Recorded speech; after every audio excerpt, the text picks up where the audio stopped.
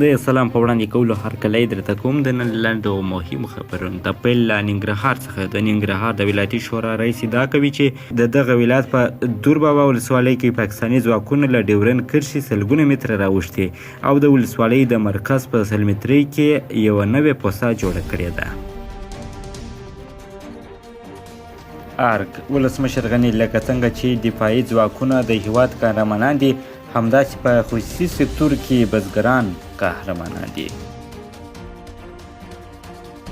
ملګري ملتونه افغان شخړه یوازې په بین الافغاني مذاکراتو هوارېدلی سي. د افغانستان لپاره د ملګرو ملتونو ځانګړی استازی تدامیچی حالاتو وایي د افغانستان جګړه یوازې د بین الافغاني خبرو اترو له لارې حل کېدلی سي.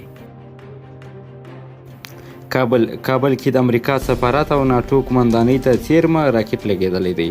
د کورنۍ چارو وزارت وایي چې د کابل د 9مې حوزې اړونده ساحه کې راکټ لګېدلی خو زیان نه لري. عراق په کربلا سیمه کې د شورا مراسم پر مهال د ګڼې ګوڼې له امله 21 کسانو ته مرجوب راوښتې ده. د نن لپاره مو لنډ او تازه خبرونه همدومره وه. لایک یې کړئ، شیر یې کړئ او د دغسې تازه خبرونو لپاره زموږ چینل هم سبسکرایب کړئ. تر بل خبرې سرویس ته تاسو ټولو ته ښه وخت. خدای په امان.